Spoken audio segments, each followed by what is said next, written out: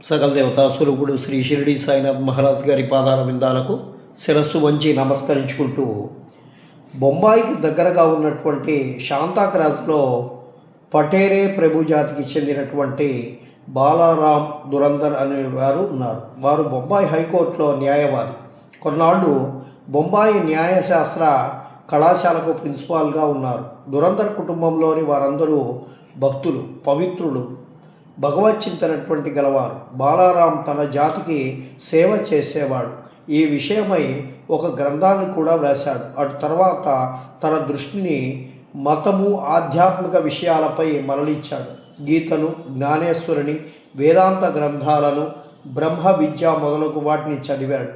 అతడు పండరీపుర విఠోబా భక్తుడు. అతనికి 1912లో సాయిబాబాతో పరిచయం కలిగింది. 6 నెలలకు పూర్వము తన సోదరులకు బాబుల్జీయను వామనరావు షిరిడికి పోయి బాబా దర్శనం చేస్తారు. ఇంటికి వచ్చి వారి అనుభవాలను బాలారామునకు, ఇతరులకు చెప్తారు. అందరూ బాబాను చూడ నిశ్చయించుకుంటారు. వారు షిరిడికి రాకమునిపే బాబా ఇలా చెప్తారు: ఈరోజు నా దర్బారు జనులు వస్తున్నారు. దురందరుల సోదరు తమ రాకను బాబాకు తెలియజేసినప్పటికీ బాబా పలికినటువంటి పలుకులు ఇతరుల వలన విని విస్మయ పొందారు. తక్కిన వారందరూ బాబాకు సాష్టాంగ నమస్కారం చేసి వారితో మాట్లాడుతూ కూర్చొని ఉంటారు. బాబా వారితో ఇలా అంటారు: వీరే నా దర్బారు జనులు. ఇంతకు ముందు వీరి రాకయే మీకు చెప్పి ఉంటుంది. బాబా దురందరుల సోదరుతో ఇలా అంటారు: గత 60 తరముల నుండి మనము ఒకరికొకరము పరిచయం గలవారం. సోదరులందరి వినయ విధేయతలు గలవారు. వారు చేతులు జోడించుకొని నిలిచి బాబా పాదముల వైపు దృష్టిని నిగిడుస్తారు. స్వామిక భావాలను అనగా కండ్ల నీరు కారుట, రోమాంచకము, వెక్కుట, గొంతుకు ఆర్చునికిపోవటం మొదలైనవి వారి మనస్సులను కరిగించేస్తాయి. వారందరూ అనుభవించి భోజనానంతరము కొంత విశ్రాంతిని తీసుకొని మసీదుకు వచ్చి బాలారాం బాబాకు దగ్గరగా కూర్చొని బాబా పాదాలు ఒత్తుతూ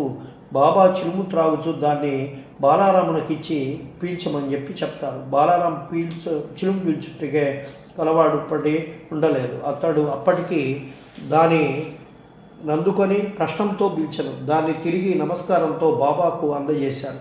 ఇదియే బాలరామునకు శుభసేవ. అతడు 6 సంవత్సరాల నుండి ఉబ్బసం వ్యాధితో బాధపడుతున్నాడు.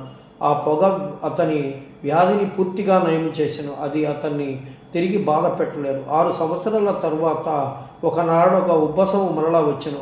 అదే రోజు అదే సమయమున బాబా మహాసమాధి చెంది ఉండరు. వారు షిరిడి వచ్చినది గురువారం. ఆ రాత్రి బాబా చావడి ఉత్సవమును చూసి భాగ్యము దురందరుల సోదరులకు కలిగింది. చావడిలో హారతి సమయమందు బాలారాము బాబా ముఖమందు పాండురంగని తేజస్సును, ఆ మరుసటి ఉదయము కాకడహారతి సమయమందు అదే కాంతిని, పాండురంగ విఠలుని ప్రకాశాన్ని బాబా ముఖంలో చూస్తారు. బాలారాం దురందర్ మరాఠీ భాషలో తుకారాం జీవితమును వ్రాస్తాడు. ఇది ప్రకటించబడినప్పటికీ సరికి అతను చనిపోతాడు. 1928లో అతడి సోదరులు దాన్ని ప్రచురింప